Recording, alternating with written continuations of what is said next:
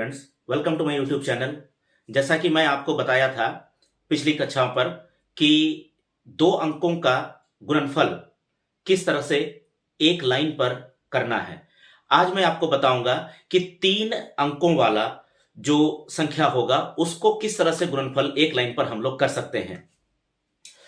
तो तीन अंकों के गुणनफल के लिए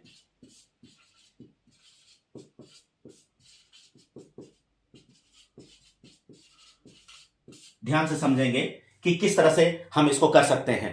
इसमें कोई भी नंबर को आप ले सकते हैं, चाहे तीन संख्याओं का, तीन अंकों का कोई भी नंबर आप ले सकते हैं। जैसे मैंने यहां पर ले लिया 432 और मान लीजिए मैंने यहां ले लिया 123। आप लोग इसमें बताइएगा कि इसका सही हम लोग कर रहे हैं अथवा नहीं। कमेंट के द्वारा हमें बताइएगा कि ये सही हो रहा है या नहीं। जैसे हम लोग परीक्षाओं पर करते हैं, ये बताने का मेरा मकसद यही है कि परीक्षाओं में हम लोग इसको जब गुना करने के लिए बैठेंगे तब काफी समय हमें इसमें देना पड़ेगा और फाइनली ऐसा भी हो सकता है कि कुछ छूट भी जाए। लेकिन मैं जो यहां बता रहा हूं, एक सेकंड पर आपको समझ में आ जाएगा कि किस तरह से करना है या कैसे इसको बनाना है। तो इसको करने के लिए जो प्रोसेस है उसको आपको 3-4 बार प्रैक्टिस करने होंगे। शुरुआती दौर पर थोड़ा सा लगेगा कि भाई ये थोड़ा सा ज्यादा पेचीदा हो रहा है, ऐसा लगेगा, लेकिन इसको जब जैसे प्रैक्टिस करते रहिएगा उससे ज्यादा आपको निखर कर आएगा। तो इसको करने के लिए, इसको गुना करने के लिए सबसे पहले क्या करना है, जैसा पिछले हम लोग किए थे उसी तरीके से ही करना है, लेकिन उसमें 1-2 स्टेप जो है इसमें आगे बढ़ेगा। तो इसको करने के लिए हम लोग क्या करेंगे, सबसे पहले जो पिछले वाले 2 अंक हैं उसको हम लोग गुना करेंगे। तो यहां गुना करने पर जो आंसर आएगा आपको लिखना है, और साथ ही साथ अगर उसमें कैरी आता है या उसमें हासिल आता है तो अगले जो स्टेप होगा उसमें हम लोग ऐड करते हुए जाएंगे वो कैरी को या वो हासिल को। तो 3 दूना 6, 6 हो गया यहां पर। अब पहला स्टेप समझ में आ गया। दूसरा स्टेप में क्या करना है, क्रॉस मल्टीप्लाई मैंने आपको बताया था, यहां भी आपको क्रॉस मल्टीप्लाई ही करना है। क्रॉस मल्टीप्लाई किसके साथ करेंगे, आपको 3 तिया 9 और 2 दूनी 4 के साथ करेंगे। तो हम बगल में लिख देते हैं ताकि आपको समझ में आए, 3 तिया 9 और 2 दूनी 4 के साथ। तो ये हो गए टोटल 13। अब 13 में से जो पीछे वाला अंक है उसको हम इसके आंसर पर लिखेंगे, यानी 3 हो गए।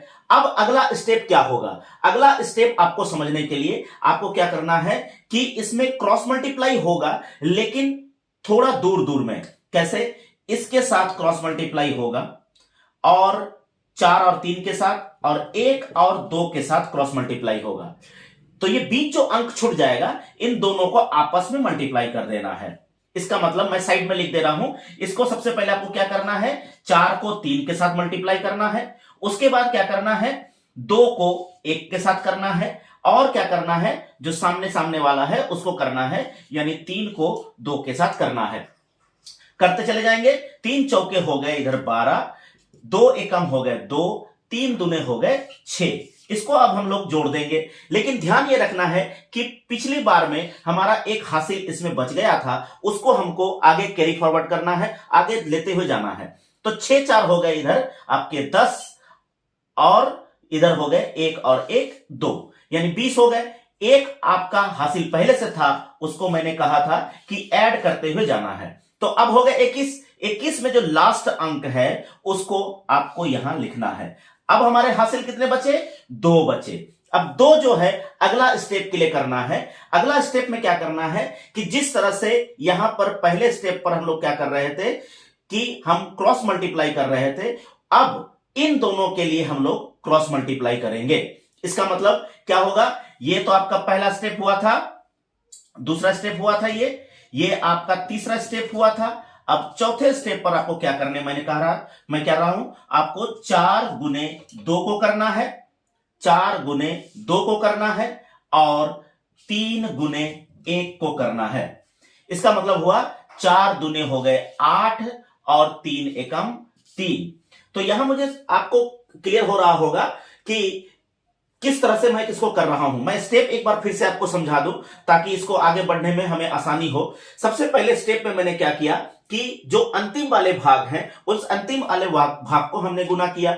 गुना करने के बाद जो आंसर आया हमने उसको लिखा। लिखने के बाद हमने क्या किया, आड़ी गुना किया, यानी क्रॉस मल्टीप्लाई हमने किया। क्रॉस मल्टीप्लाई हमने करने के बाद जो 3 तिया 9 और 2 दूनी 4 हुआ, ये यहां पर सेकंड स्टेप पर था, तो इसको हमने जोड़ा। जोड़ने के बाद जो आंसर आया वो हमने लास्ट वाला लिखा। अब जो बाकी बचा उसको कैरी फॉरवर्ड किए और तीसरे स्टेप पर हमने क्या किया कि पूरे साइड साइड के साथ क्रॉस मल्टीप्लाई हमने किया। साइड साइड के साथ क्रॉस मल्टीप्लाई हमने किया। 4 को 3 के साथ, 2 को 1 के साथ, और जो बीच वाला बच गया उसको आपस में हमने क्रॉस मल्टीप्लाई किया और जो आंसर आया हमने लिखा। लेकिन इसमें जो कैरी हमारा था वो कैरी को हम लोग यहां पर जोड़ दिए हैं। जो हासिल हमारा यहां पर रखा हुआ था उसको हम लोग जोड़ दिए हैं और इसको जोड़ने के बाद हमारा टोटल हो गया 21। 21 में जो लास्ट अंक था वो लास्ट अंक को हमने यहां लिखा है और जो बचा हमारा 2, अब अगला स्टेप का जो आंसर आएगा उसके साथ हमको कैरी फॉरवर्ड करना है। तो अगला स्टेप में मैंने क्या आपको बताया कि इसमें आड़ी गुना करना है। आड़ी गुना करने के लिए हम लोग 4 को 2 के साथ किए और 3 को 1 के साथ हम लोग क्रॉस मल्टीप्लाई किए। तो यहां पर 8 4 12 यानी 13 11 हो गया। ये 8 9 10 11, ये 11 हो गए। लेकिन हमारे यहां पर 2 पहले से बाकी था, उस 2 को हम लोग ऊपर वहां रखेंगे। तो 2 के साथ अगर हम 11 को 2 के साथ जोड़ेंगे तो कितने हो गए यहां पर, तो ये हो गए आपके 13। तो 13 जो है ये आपका यहां पर जो आंसर आपका रहेगा, यानी 3 को यहां पर ला करके आप रखिएगा। अब भी हमारे पास एक कैरी बच गया है। ये कैरी यानी ये लास्ट स्टेप है आपका। इस लास्ट स्टेप पर क्या करना है कि आगे वाले के साथ मल्टीप्लाई करना है, यानी 4 एकम 4 और 1 बच गया हमारा 5, यानी 5000 यानी 53,136 जो है वो आपका आंसर होगा। आप इसको चेक कर सकते हैं, कैलकुलेटर के द्वारा भी चेक कर सकते हैं और इसको बाकी माध्यम से भी आप चेक करके देख सकते हैं कि ये हमारा सही है कि नहीं है। तो मैं इसमें एक स्टेप आपको इस तरह से इसको लिख देता हूं कि अगर ये A है, ये B है, ये C है, ये D है, E है, F है, तो पहला स्टेप में आपको क्या करना है, फर्स्ट स्टेप पर कैरी जो है, जो हासिल है, उसको आगे बढ़ाते हुए जाना है। तो पहला स्टेप पर आपको क्या करना है, C को F के साथ मल्टीप्लाई करना है। दूसरे स्टेप पर आपको क्या करना है, इसको B को F के साथ करना है और C को E के साथ मल्टीप्लाई करना है और दोनों को जोड़ देना है। तीसरे स्टेप पर आपको क्या करने मैंने कहा था कि इसको लंबे आड़ी गुना हम लोग करेंगे, जिसमें A को F के साथ करेंगे, C को D के साथ करेंगे और B को E के साथ करेंगे और इन तीनों को भी हम लोग इसमें जोड़ देंगे। चौथे स्टेप पर हम लोग को क्या करना है, चौथे स्टेप पर करना है हम लोग को 2 को आड़ी गुना करना है, यानी A को E के साथ और B को D के साथ करना है। और अंतिम स्टेप जो 5वां स्टेप होगा उस पे हम लोग को क्या करना है, A को D के साथ करना है।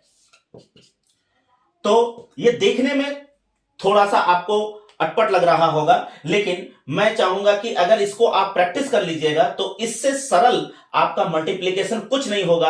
अगर हम 3 अंकों की संख्याओं को अगर हम लेना चाह रहे हैं तो इसको आप स्क्रीनशॉट ले सकते हैं, या फिर यदि आपको जरूरत पड़े तो मैं पीडीएफ के जरिए या फिर टेलीग्राम के जरिए, व्हाट्सएप के जरिए आप तक पहुंचाने का प्रयास करूंगा। जिन्हें भी इसकी जरूरत पड़ती होगी या लगता होगा कि ये मुझे जरूरत है, इसको मुझे सीखना चाहिए, अगर आपको कुछ भी डाउट होता है तो आप कमेंट सेक्शन पर मुझे बता सकते हैं। तो कैसा लगा आज का क्लास, ये जो है आपका 3 अंकों का है। इसी तरह से बहुत सारे छोटे छोटे ट्रिक्स हैं जो हम लोग एग्जाम पर उपयोग करके अपने समय को बचा सकते हैं और बहुत ही जल्दी उस प्रॉब्लम को हम लोग सॉल्व कर सकते हैं।